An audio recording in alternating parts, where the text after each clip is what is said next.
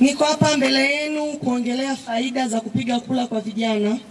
Kwanza kabisa ni kuchagua viongozi walio bora.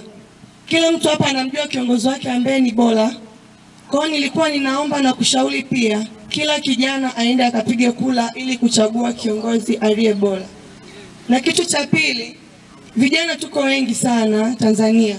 Kura yako moja itafanya vijana wengi na nchi nzima kwa ujumla kupata mtu aliye sahihi. Kwa hiyo nilikuwa naomba pia wito wa vijana uwe wengi. Kitu cha tatu, nilikuwa naomba kwa kila kijana ambaye ana elimu ya kupiga kura aende akatoe elimu kwa vijana wengine ambao hawana elimu hiyo. Kuna vijana wako mtaani hawana elimu kabisa ya kuhusu kura. Nilikuwa naomba vijana tuliokusanyika mahali hapa, najua wote tuna elimu ya kupiga kura, tuungane kwa pamoja kutoa elimu mbalimbali kuhusu kupiga kura.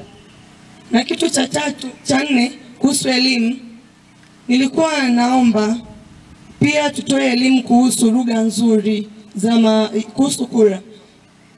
Tuwashirikishe watu kutumia lugha nzuri, watu wasitumie lugha za matusi ili kuendelea kuilinda amani hiyo siku ya Oktoba 29.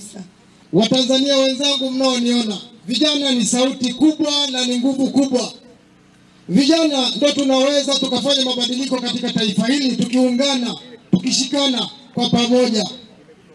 Umoja ni nguvu, utengano ni udhaifu.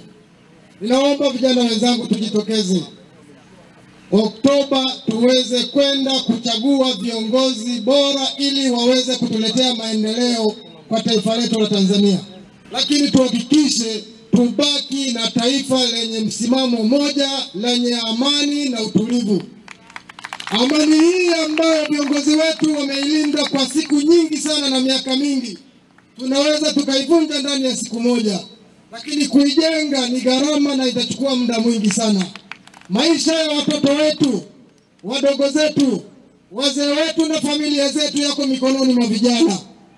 Niwaasa vijana, tuiweke Tanzania moyoni, mabegani, bila kuchoka. Naombeni sana Oktoba tujitokeze, tuende tukapige kura vijana wenzangu. Tutapataje maendeleo haya kama vijana hatutatoka kwa mstari wa mbele kupiga kura kuwachagua viongozi walio bora? Uchaguzi ni kiashiria kikubwa sana cha demokrasia, lakini pia kushiriki katika uchaguzi ni haki yetu kisheria, lakini pia ni wajibu wa kiraia wa kila Mtanzania, hasa sisi vijana, kwa mustakabali mzuri wa nchi yetu.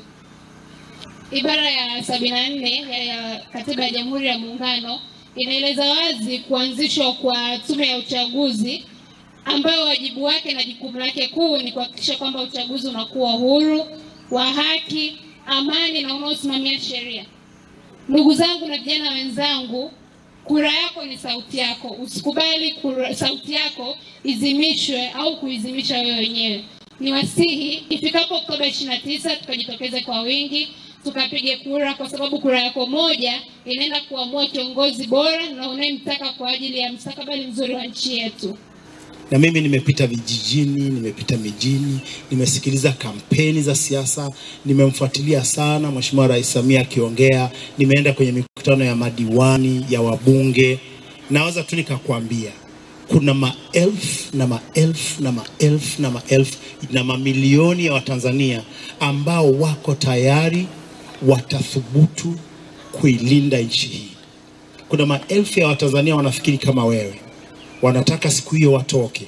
Na sasa kitu ambacho nadhani tunafanya, tunatoa shuhuda za utayari wetu, lakini tunatoa shuhuda ya amani iliyoko sasa hivi, na kwamba tunaweza siku ya tarehe 29 kijana ukaamka, ukampitia kijana mwenzako, ukampitia yule, ukakutana na bibi njiani hajiwezi, ukamsaidia.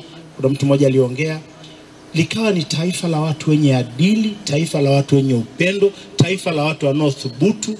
Tuyaonyeshe mataifa jirani Tanzania ni watu wa namna gani.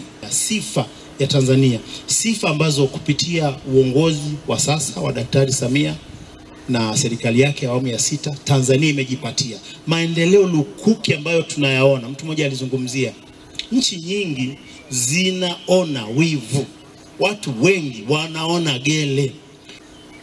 Furaha ya Watanzania na kila mtu akiangalia nchi hii hata kwa mbali anasema nawishi laiti kama ningekuwa Mtanzania. Na tunaweza tukaendelea kurithisha kama alivyosema mdogo wangu mmoja pale, kizazi hiki na kijacho na